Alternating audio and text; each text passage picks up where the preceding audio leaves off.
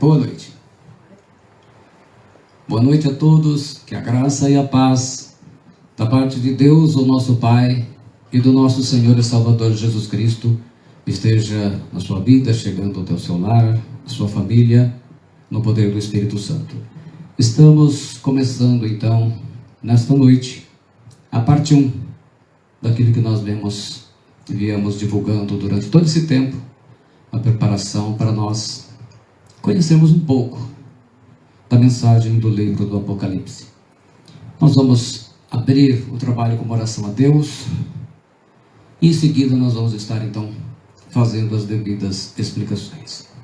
Bendito Deus e Pai de nosso Senhor Jesus Cristo, Pai das misericórdias e Deus de toda consolação, que o Senhor esteja, Senhor, liberando a tua graça, a tua bondade, e que teu Espírito Santo seja soberano para glorificar o teu nome, de Jesus, e a mensagem do Senhor Jesus, a mensagem do Apocalipse, possa chegar a todos quantos o Senhor tem assim determinado. Que seja um tempo oportuno de edificação, edificando a tua igreja, o corpo de Cristo, e todas as pessoas que amam sinceramente a tua palavra. Porque o Senhor Jesus nos disse que quem é de Deus ouve as palavras de Deus. E é isto que será feito nesta noite. Para a glória do teu nome, nós vamos apresentar todo o livro do Apocalipse. Que assim seja para a tua glória, Pai, Filho e Espírito Santo. Muito bem, conforme então nós falamos, nós vamos dar início hoje ao livro do Apocalipse. A mensagem dele de uma forma que você possa entender, tentar traduzir e facilitar da melhor forma possível, não é? Porque o Apocalipse tem uma linguagem bastante difícil, mas a mensagem dele de fé, a mensagem de esperança, a mensagem é muito maravilhosa. Então, nós vamos com certeza fazer durante 5 semanas, 5 sábados, né? O sábado, dia do descanso, nós vamos estar ministrando a palavra do Senhor para todos aqueles que amam a palavra de Deus. E com certeza vai ser uma bênção. O Apocalipse, como você nunca viu. Talvez já leu e não pôde extrair muitas lições. Então, nós vamos nos beneficiar dessa mensagem, fazer com que ela possa edificar também, assim como edificou a igreja primitiva, possa edificar a igreja dos nossos dias. O Apocalipse, nós vamos então estudá-lo propriamente dito da grande tribulação até os novos céus. Então a viagem vai ser longa. Primeiramente coloco aí que esse estudo ele foi feito diretamente do original grego do Novo Testamento, do Textos Receptos, né? A gente, desde o projeto dele, a prática mesmo a gente começou em maio, mas o projeto começou a ser esboçado em janeiro de 2020 e a gente veio fazer a conclusão agora, hoje. Esse estudo vai levar você a conhecer boa parte das revelações do Apocalipse de forma ilustrada. Então, naturalmente, não vai ser tudo versículo por versículo, porque é grande e extensivo. Nós pegamos os principais temas por capítulo, né? Mas todos os capítulos serão visitados de uma forma ou de outra, ok? E vocês vão colocando para mim aí se estão ouvindo bem, a imagem está sendo boa.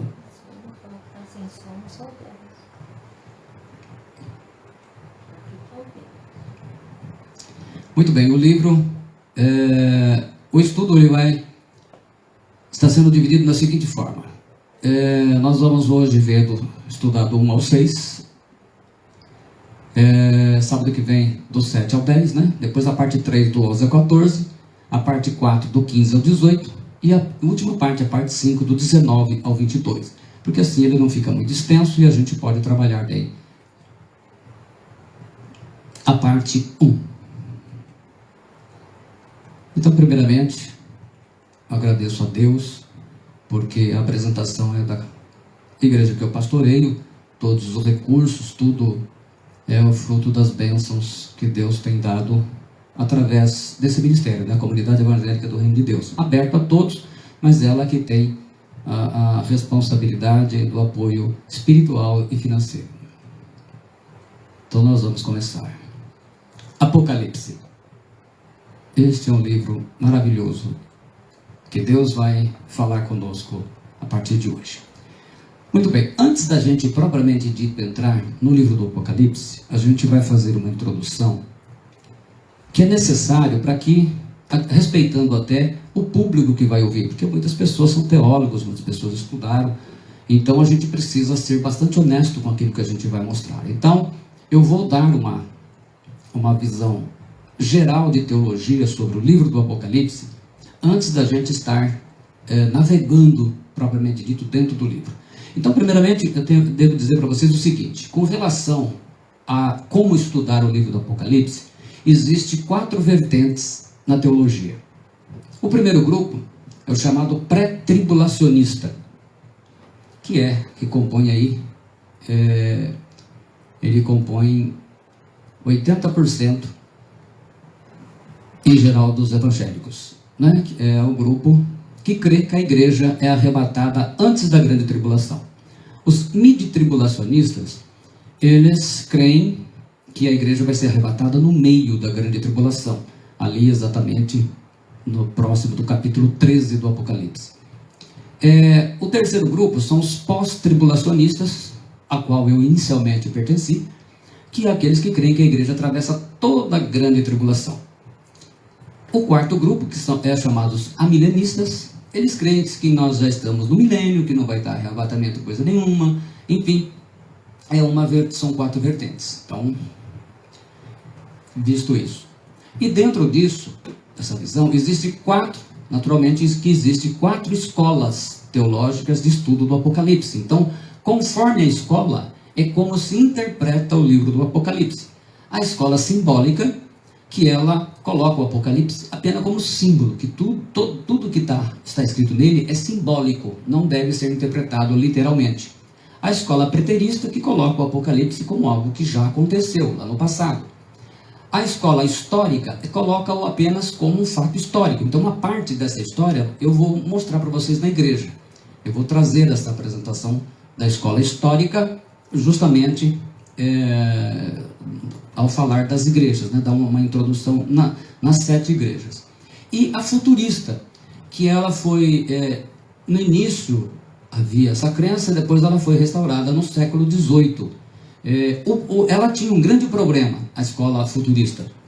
Israel foi destruído no ano 70 depois de Cristo. Então, não dá para estudar o Apocalipse sem Israel.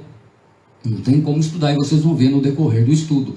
Então, essa escola ela teve problemas no começo.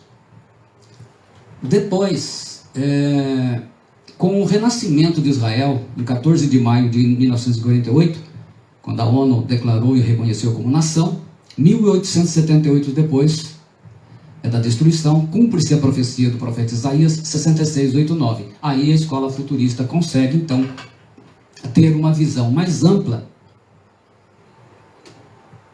e profunda do livro do Apocalipse.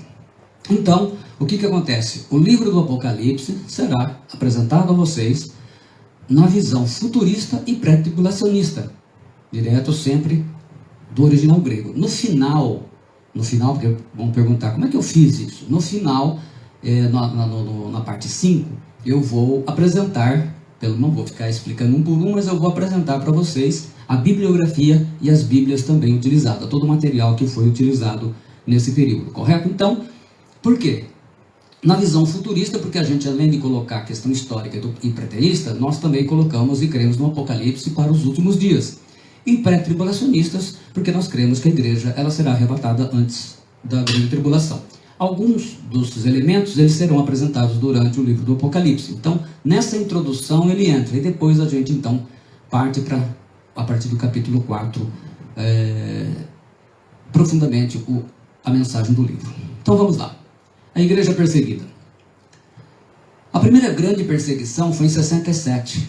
Foi quando Nero matou Paulo, Pedro, os 70 discípulos, Erasto, Trófimo, Aristarco e José Barsabás. Então, foi uma verdadeira tragédia na vida da igreja primitiva. Esse sujeito aí, ó, o Nero faz isso, né? Incendeia Roma e culpa os cristãos. Começou aí outro período ruim. Quando morre o Nero, que se acha que as coisas vão dar uma aliviada, aí é levantado outro monstro. A segunda grande perseguição foi sobre o imperador Domiciano, a partir de 95 d.C., quando o apóstolo João recebe de Jesus a revelação para confortar as igrejas. Sob Domiciano foram martirizados, né? Morte trágica aí como mártir. Timóteo, discípulo de Paulo, Nicodemos, o famoso. A revelação, Apocalipse, né? Foi conforto e renovação da fé dos nossos irmãos da igreja primitiva e, portanto, para nós também dos últimos dias. Então, até o ano 100 a perseguição foi cruel, depois ela vai minimizando um pouco mais. E é nesse período que João, exilado na ilha de Patmos, ele vai receber o livro do Apocalipse. Mas, segundo a tradição, antes da revelação do Apocalipse, o João tem uma experiência com o Senhor Jesus, da intervenção de Jesus, maravilhosa, né? Que ele é jogado num tacho de óleo fervendo. E a gente vai poder visualizar isso. Então, a mensagem dada à igreja que sofria perseguições cruéis é a finalidade do Apocalipse. O conforto daqueles irmãos, porque eles foram o alicerce da igreja. Eles foram aqueles primeiros discípulos, né, de Jesus e que tinham que passar por essas cenas. Isso aí era muito comum na vida deles, né, que vocês estão vendo aí. Uma coisa realmente era o do dia. E, usando o nosso linguajar de hoje, era isso que viralizava na época. Seria conforto dizer que a igreja passaria por tribulação pior ainda? Eu acredito que não, né? E aí então, para a gente ter uma ideia, que comparação fazer para entender a revelação que o apóstolo João recebeu do Senhor Jesus Cristo? Porque os símbolos, né, a gente precisa entender bem. Vou tentar explicar isso de uma forma, né, dessa seguinte forma. Imagina trazer um índio que só viveu na selva, um verdadeiro silvícola, como nós temos, por exemplo, no Pará ainda existem tribos que são tribos que a civilização não alcançou, eles são realmente silvícolas. Para viver na nossa civilização por 30 dias. Então a gente leva ele lá para São Paulo. E aí então, ele vai vendo, ele vai viajar de avião, vai ver televisão, controle remoto. Ele nunca viu isso. Né? Vai ver os carrão da hora, vai para o shopping, para o mercado, vai trabalhar com o notebook, vai ver o notebook, vai ver micro-ondas, né? Comer uma assadinha. Né?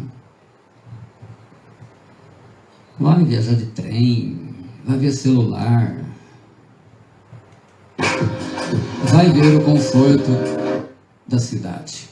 Agora imagine que o nosso índio vai ter que descrever para sua tribo, ele vai voltar para lá, tudo que ele viu aqui, mas explicando com as coisas que tem lá.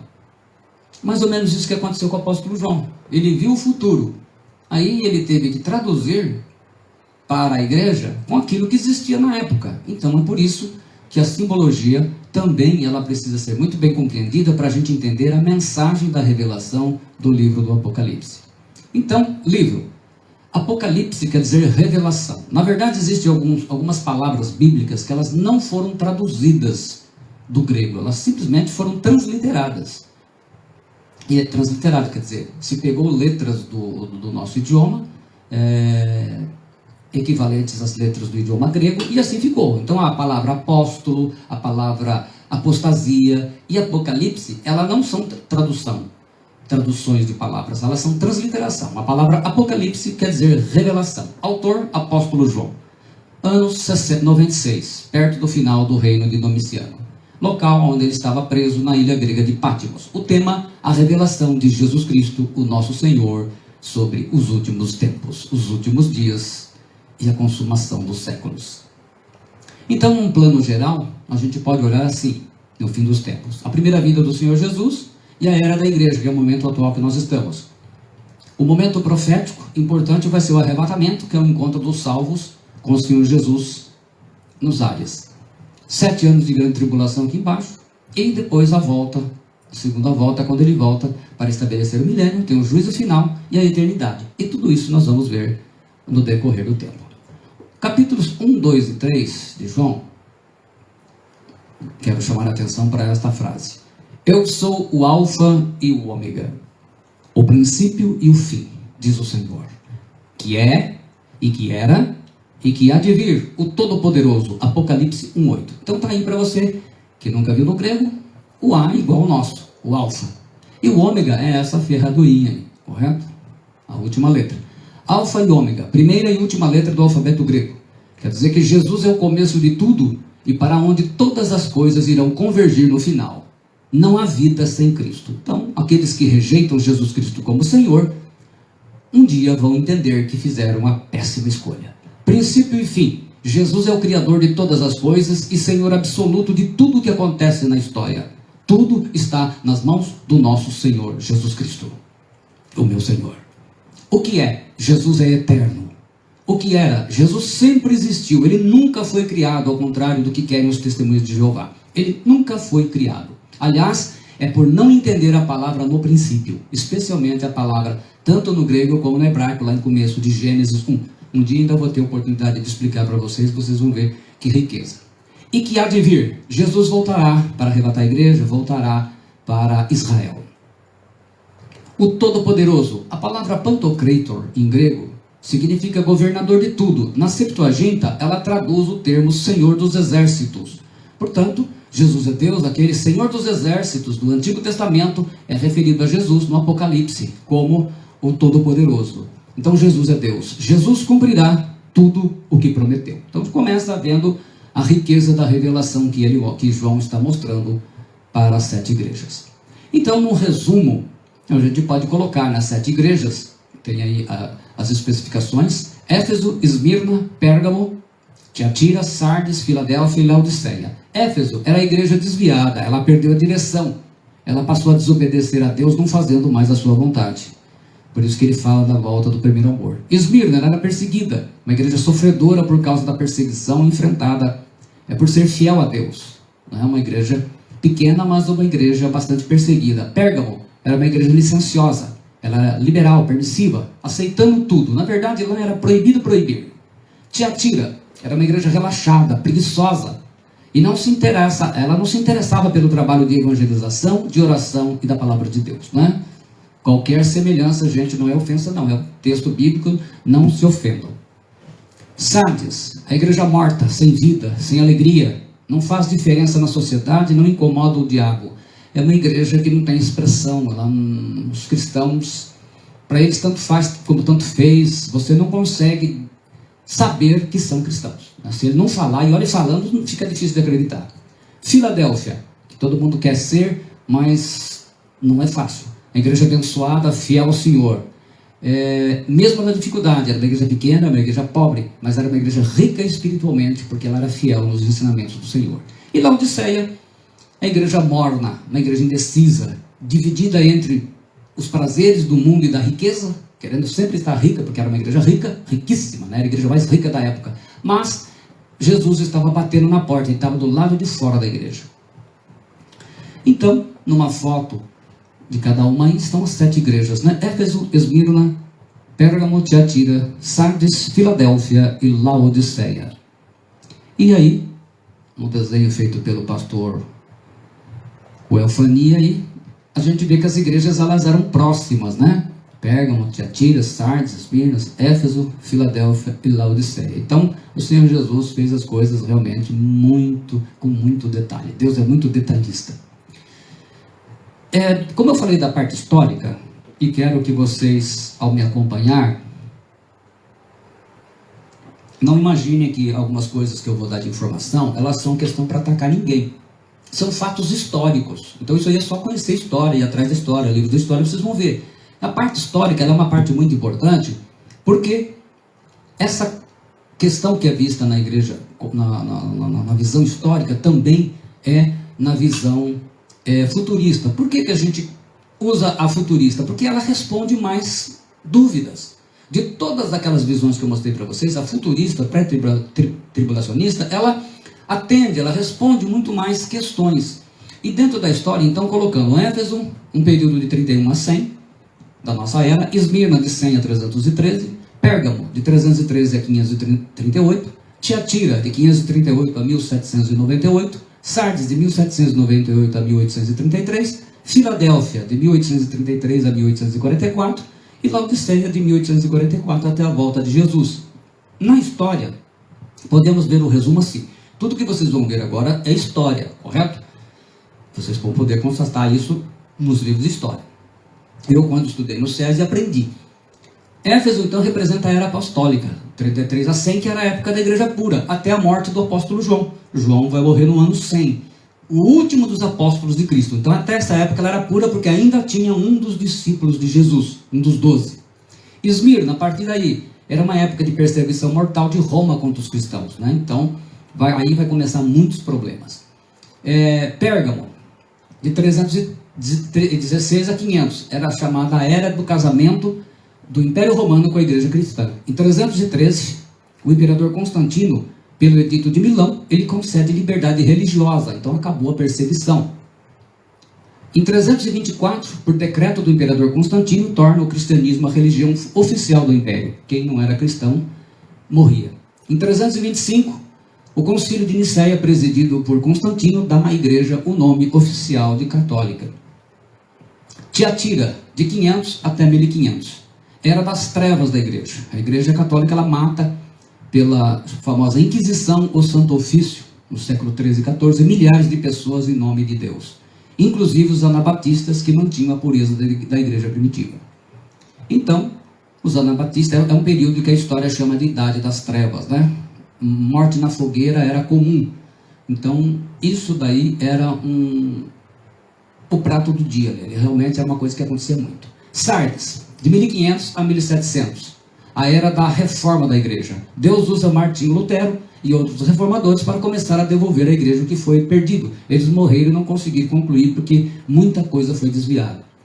Filadélfia, de 1700 a 1900, era das missões modernas. O evangelho é pregado às nações e começa a se difundir entre os povos que não conheciam o Senhor Jesus Cristo. Então foi a época das grandes missões, das quais foram nascendo, evangelizando muitas nações. E Laodiceia, de 1900 até quando Jesus tira a igreja daqui. Era da igreja em apostasia, uma igreja rica, cheia de shows e espetáculos, mas espiritualmente miserável, cheia de pecados e de idolatrias. É o período da apostasia. Infelizmente, o arrebatamento vai ser nesse tempo. Quando irão começar as profecias do Apocalipse? Quando? Através dessas perguntas é que a gente vai tentando passar para vocês. Quando cumprir a profecia de 2 Tessalonicenses 2, 7 e 8. É necessário que seja afastada a igreja, que detém o aparecimento do anticristo, pois ele não se manifestará como dominador do mundo antes que venha a partida da igreja. Assista aí, no caso, a minha mensagem, o anticristo, que a gente explica isso. E agora vós sabeis o que o detém, para que a seu próprio tempo seja manifestado, porque já o mistério da injustiça opera somente a um que agora resiste, até que do meio seja tirado. E aí então nós vamos para o capítulo 4. Depois destas coisas, olhei, e eis que estava uma porta aberta no céu, e a primeira voz, que como de trombeta ouvira falar comigo, disse: sobe aqui, e mostrar-te-ei as coisas que depois destas devem acontecer. Então João vê uma porta no céu. Ele é arrebatado até lá. E ele diz aí, Apocalipse 4:2, e logo fui arrebatado no espírito, e eis que um trono estava posto no céu, e um assentado sobre o trono. Então é a cena que ele vê lá. Passa pela porta e vê um trono e um. E ao redor do trono havia 24 tronos, e via sentados sobre os tronos 24 anciãos, vestidos de vestes brancas, e tinham sobre suas cabeças coroas de ouro. Então ele vê a imagem de 24 anciãos ao redor do trono. Depois destas coisas, a palavra metatauta em grego é depois de escrever as coisas acerca das igrejas, em Apocalipse 2 ao 3. Então ele fala depois daquelas coisas, né, depois das coisas da igreja, ou seja, depois do arrebatamento da igreja. A porta, tura em grego, quer dizer um portal. Ele vê um portal, quer dizer algo muito grande, então uma outra dimensão. 24 anciãos. A palavra presbíteros em grego representa, inclusive, essa é uma palavra que foi transliterada para a nossa língua, né? A gente hoje na igreja usa como, na tradução seria anciãos. Algumas igrejas usam anciãos, outras usam presbíteros, a maioria usa presbítero, né? Representa a igreja arrebatada. Por quê? No céu, esse termo nunca foi usado na escritura para seres angélicos. Anjos não sentam em trono nem usam coroas. Então, é um símbolo, né? Os teólogos, da visão que nós estamos apresentando, temos aí a visão de que esses 24 anciões são símbolo da igreja do Senhor arrebatada. Jesus disse que as coisas de Apocalipse, de 4 a 22, vão acontecer depois destas, ou seja, depois daquelas que são descritas nos 2 e 3. O que é descrito nos capítulos 2 e 3? A igreja, a situação da igreja. Escreve as coisas que tem visto, e as que são, e as que depois destas hão de acontecer. Então, ele fala que você está vendo, no momento aqui, e depois as que são, e as que depois destas hão de acontecer, quer dizer, depois do 2 e 3, depois da história da igreja, vão começar outras coisas. E essas outras coisas é que nós vamos conhecer no livro. E como prova disso, os termos igreja e igrejas aparecem 22 vezes de Apocalipse 1 ao 3. E nem uma única vez de 4 a 22, 5. No período em que Mateus 24, 25 se cumprirá, que é o período da grande tribulação. Então, se vocês observarem, olhar e conferir no seu livro do Apocalipse lá na sua casa, aí na sua casa, você vai ver que do capítulo 4 até o 22, no versículo 5, não aparece nenhuma vez a palavra igreja ou igrejas, só no finalzinho que ela volta. Tudo será visto. Porque nesse tempo haverá grande tribulação, como desde o princípio do mundo até agora, não tem havido e nem haverá jamais. Mateus 24, 21. Então é o período que vai acontecer. Então, do capítulo 4 até especialmente até o 20, né? 19 e 20 nós vamos ver a grande tribulação. O 22, 21 e 22 já está falando já de novo tempo. A 70ª semana de Daniel se cumprirá em Apocalipse 4, 19 e Mateus 24, 25. E a igreja provará a promessa de Lucas 21, 36. Disse Jesus: vigiai, pois, em todo o tempo. Como? Orando, para que possais escapar de todas essas coisas que hão de acontecer e estar em pé na presença do Filho do Homem. Então, como que ele mandou vigiar? Orando. Orando. Isso é uma ordem. No momento de um abrir e fechar de olhos ao som da última trombeta, porque a trombeta soará, e os mortos serão ressuscitados incorruptíveis e nós seremos transformados. 1 Tessalonicenses 15, 52. Então, piscou o olho, aconteceu o arrebatamento, já acabou. A primeira parte, a gente imagina, né? A gente faz essas ilustrações, e vê essas ilustrações para imaginar algo assim, né? Mas isso é uma coisa muito rápida, né? E não tem como eu falar de Apocalipse e não citar esse texto poderoso. Porque o mesmo Senhor descerá do céu com alarido, e com voz de arcanjo, e com a trombeta de Deus, e os que morreram em Cristo ressuscitarão primeiro. Depois nós, os que ficarmos vivos, seremos arrebatados juntamente com eles nas nuvens, a encontrar o Senhor nos ares, e assim estaremos sempre com o Senhor. Seremos arrebatados. Então a gente pode usar a imaginação, imaginar um dia normal, comum, tudo tranquilo, e de repente acontece. Então aí, num resumo daquilo que a gente vai ver no Apocalipse. Então a gente considerando o nascimento de Jesus, a primeira fase, né? Aqui os nossos dias. Então, está lá, havendo o arrebatamento da igreja. No céu, a gente é levado no tribunal de Cristo, para receber os galardões, todo mundo que serviu ao Senhor, as bodas de Cristo, e depois, a segunda vinda que ele volta para o milênio. Aqui na terra, os 7 anos da grande tribulação e os 666 da besta. Tudo isso será visto nas partes. Capítulo 5. E disse...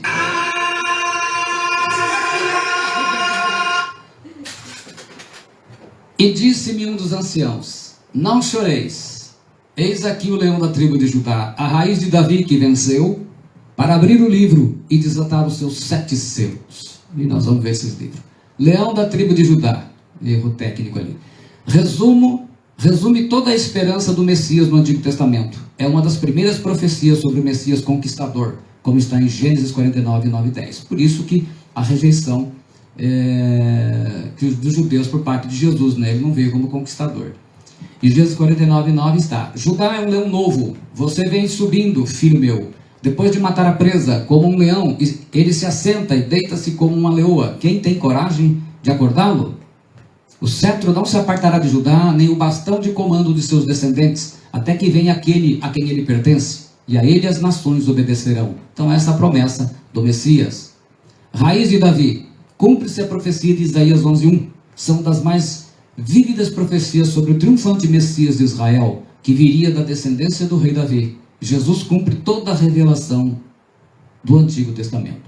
Então, como vocês vão ver, a gente vai ter muitas vezes que citar textos do Antigo Testamento, porque não tem como explicar o Apocalipse sem textos do Apocalipse, sem textos do Antigo Testamento. Para aqueles ignorantes que dizem que o Antigo Testamento não tem mais valor, eles não vão conseguir explicar o livro do Apocalipse, pelo menos dentro da realidade da verdade. Naquele dia nascerá uma haste do tronco de Jessé, e a partir da raiz surgirá o rebento de uma flor. Sobre ele repousará o Espírito do Senhor, Espírito de sabedoria e discernimento, Espírito de conselho e fortaleza, Espírito de ciência e de temor de Deus. No temor do Senhor encontra ele seu prazer. Isaías 11, do 1 ao 10. Então, aí o convite.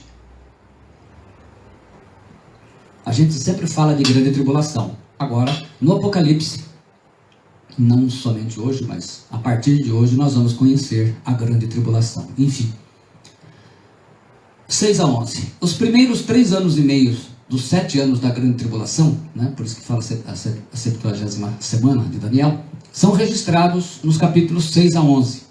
O termo igreja e igrejas não aparece mais. Igreja só volta em 22:16, que será visto também. Então, dos capítulos 6 a 11, registra os 3 anos e meio, os 3 primeiros anos e meio, né? E quando começar os segundos 3 anos e meio, os últimos, né? Aí que entra a famosa marca, que tudo será visto. No capítulo 6, o anticristo já pôde ser revelado, pois a igreja já fora retirada da terra, no capítulo 4. Depois o anticristo agirá como uma besta por 42 meses, ou seja, nos últimos 3 anos e meio do Apocalipse. Isso será visto. A grande tribulação.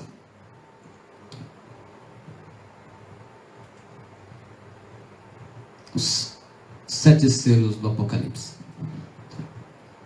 O primeiro selo fala do cavalo branco. Apocalipse 6, do 1 ao 2. O anticristo. Né? Tem muita gente que acha que é Cristo aí.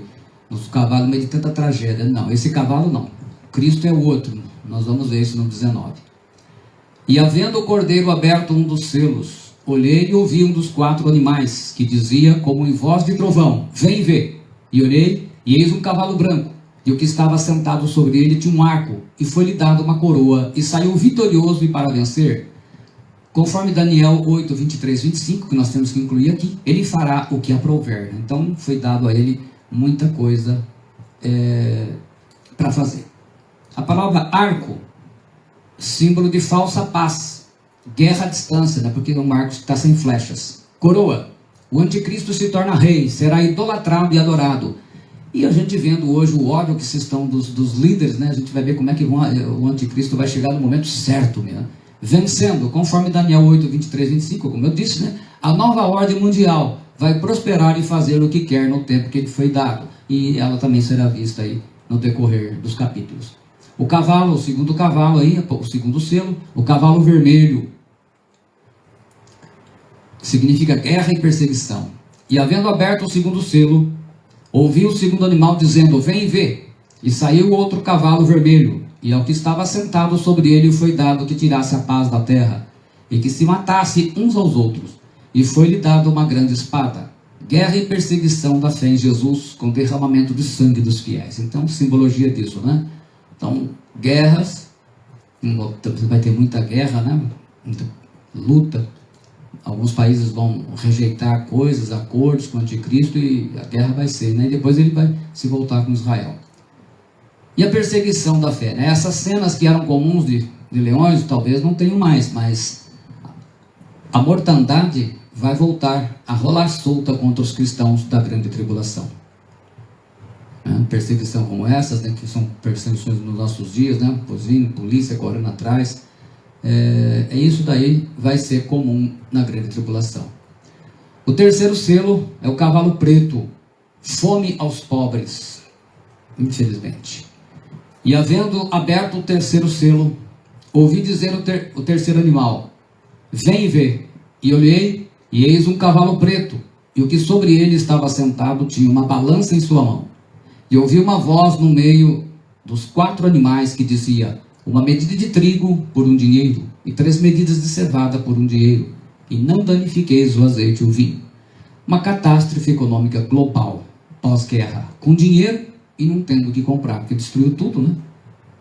Balança, símbolo de escassez de alimentos. A figura espectral da fome levava uma balança nas mãos, símbolo de fome e de miséria. Medida de trigo aí é 450 gramas. 450 gramas. A porção de alimento de um dia, de um escravo, 1 denário é o salário de um dia. Quer dizer, o que o sujeito ganha num dia, ele compra 450, uma porçãozinha de 450 gramas. 3 medidas de cevada, comprava-se 24 medidas, com dinheiro sem alimento. Azeite e vinho significa que os ricos ainda vão ter luxo. Infelizmente, isso ainda vai perdurar um bom tempo. Mas essas cenas tristes vão ser muito comuns na grande tribulação. Cavalo amarelo, morte e o inferno. E havendo aberto o quarto selo, ouvi a voz do quarto animal que dizia: vem ver. E olhei, e eis um cavalo amarelo, e o que estava sentado sobre ele tinha por nome Morte. E o inferno seguia, e foi-lhe dado poder para matar a quarta parte da terra, com espada e com fome, com peste e com as feras da terra. Morte, Thanatos em grego, significa separação da alma e do corpo. Então não significa o fim, portanto. É a separação do corpo e da alma. Então a pessoa fala: morreu, acabou. Não, morte não significa fim. Ela significa o quê? Uma separação. A alma sai do corpo e vai para onde ela escolheu, né? É o fim da vida na alma na terra, né? Mas a alma não morreu. E a alma vai para outra vida que escolheu. Na terra, o que ela escolheu aqui? Se ela escolheu o céu, ela vai para o céu. Se ela escolheu o inferno, é para lá que ela vai. Se ela não escolheu nenhum dos dois, ela vai para o inferno também. Porque a falta de escolha também. Inferno, Hades, o lugar que as almas dos ímpios vão, para aguardar o juízo do grande trono branco. Isso será visto no final. Seguindo, o inferno serve a morte como um discípulo, né? Morrendo sem Cristo, está indo para o inferno. Então está ligado, né? Uma ligação direta. O quarto selo, cavalo amarelo, pandemias. A Covid-19 apenas mostrou o que há de vir por aí. Pandemias e pestes. Matar a quarta parte da terra. A morte e o inferno terão poder sobre 25% dos habitantes da terra. Hoje, 1.950.000.000 de ímpios sofrerão esse castigo. E milhões morrerão. Não necessariamente um número completo, quer dizer, 1.950.000.000, pode ser 948, 45, né? Será uma carnificina sem precedentes na história. Será algo muito triste de se ver. Imagina, né, morrendo muita gente, não sendo enterrado, como que isso vai transformar, né? Então, vai ser isso, essa cena, muita gente morrendo, muita morte, muita sepultura. O quinto selo. E havendo aberto o quinto selo, vi debaixo do altar as almas dos que foram mortos, por amor da palavra de Deus e por amor do testemunho que deram. Então, a grande tribulação vai ter como característica um holocausto de cristãos. Verdadeiro holocausto. Por quê? Porque vão recusar a marca da besta. E clamavam com grande voz, dizendo: até quando, ó verdadeiro e santo dominador, não julgas e vingas o nosso sangue dos que habitam sobre a terra? Que a gente vê aqui uma coisa muito importante, que o Apocalipse faz questão de narrar o que é a oração que os santos farão durante a grande tribulação. E foram dadas a cada um compridas vestes brancas, e foi-lhes dito que repousassem ainda um pouco de tempo. Quer dizer, Deus está respondendo a oração dos santos. Ele sempre responde. Até que também se completasse o número de seus conservos e seus irmãos que haviam de ser mortos, como eles foram. Quer dizer, apesar daquele porção de gente morrer, ainda tem outros que vão morrer. Altar. Os primeiros milhares de cristãos que morrerão na grande tribulação, entre o arrebatamento, né, após o arrebatamento e o quinto selo, terão suas almas debaixo do altar, como o sangue do ritual levítico, aos pés do altar do Senhor, né, uma honra pela fé. Clamavam. É a força da oração dos santos respondida por Deus. Mas ainda não estava completo o número de irmãos que morrerão na grande tribulação por confessar que Jesus Cristo é o seu Senhor. Novamente, confessar Jesus Cristo como seu Senhor não vai ser que nem hoje, né? Hoje Jesus Cristo é você, né? O cristão hoje vive fazendo coisa errada. Na grande tribulação não vai ter tempo, ele vai ter que escolher, né? O sexto selo do Apocalipse. E havendo aberto o sexto selo, olhei e eis que houve um grande tremor de terra. E o sol tornou-se negro como saco de cilício, e a lua tornou-se como sangue. Então, vai acontecer isso com o sol e com a lua, né? O sol vai ficar negro e a lua em sangue, né? O pessoal de bruxaria já vem que fica vendo sinais para fazer forças isso, mas não sabe que é o juízo de Deus sendo anunciado. E as estrelas do céu cairão sobre a terra, como quando a figueira lança de si os seus figos verdes, abalada por um vento forte.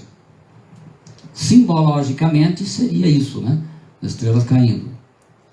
E o céu retirou-se como um livro que se enrola, e todos os montes e ilhas foram removidos dos seus lugares. O céu se enrolando. Uma cena antológica, vamos dizer, né?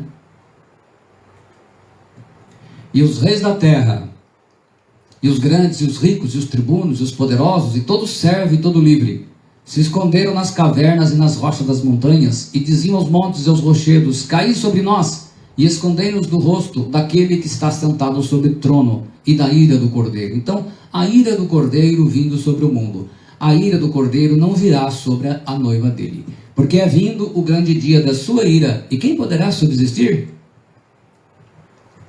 O sexto selo fala do grande terremoto, né? Então, nós vimos aí o grande terremoto que vai haver, né? Terremoto de grandes proporções, muitos. Isso que está acostumado. Agora vocês imaginam que uma tragédia atrás da outra, né? Então esse é o problema. Nem bem se recuperou de uma situação. No Egito foram 10 pragas. Se a gente for contar aí, vai dar bem mais do que 10, né? Para muitos teólogos, tudo isso significa o quê? A primeira guerra nuclear. Todos esses abalos que vão ver é símbolo do quê? Da primeira guerra nuclear. Então muita mortandade, muita tragédia, explosões nunca vistas, né? Hiroshima e Nagasaki tiveram um parecer disso, mas as bombas que se tem hoje são muito mais possantes, né? Então são coisas assim, esses clarões, essas coisas muito tristes, né? De se ver, né? Então a primeira será um símbolo da primeira guerra nuclear, coisas que de fato vão impactar o planeta, né? Vai torná-lo um planeta. Imagina que realmente Jesus vai ter que vir para restaurar tudo, porque o homem vai fazer uma danura muito grande, né? O anticristo vai ser realmente o filho do diabo mesmo, literalmente, né? Vai ser um tempo muito ruim, né? Muita desgraça, muita morte, muita explosão. Então, é isso que a gente está vendo aí, correto? Muito bem. A primeira parte ela terminou, até o capítulo 6. Sábado que vem, com a graça do Senhor, nós vamos começar o capítulo 7. Nós vamos falar sobre os 144 mil. Quem são os 144 mil? Quem será que serão os 144 mil registrados no Apocalipse? Então nós vamos, conforme a gente fez aquela demonstração para vocês, a partir da semana que vem a gente vai para o capítulo 7. E aí, nós estamos, né, cada vez mais o Apocalipse vai ficando mais emocionante. E eu convido você para dar continuidade. Você é meu convidado, sua família. Eu peço a vocês que não estão inscritos, dê aquela ajuda para a gente ajudar a divulgar a palavra do Senhor. Você que ama a palavra do Senhor. Se inscreva no meu canal no YouTube, acione o sininho e ajude a divulgar a mensagem da palavra do Senhor. Então, sábado que vem, 21 horas, com a graça de Deus nosso Pai, do nosso Senhor e Salvador Jesus Cristo e no poder do Espírito Santo, nós estaremos aqui com mais uma vez, agora com a parte 2 do Apocalipse. Fica com Deus, muito obrigado por estar conosco. Deus te abençoe em nome de Jesus Cristo.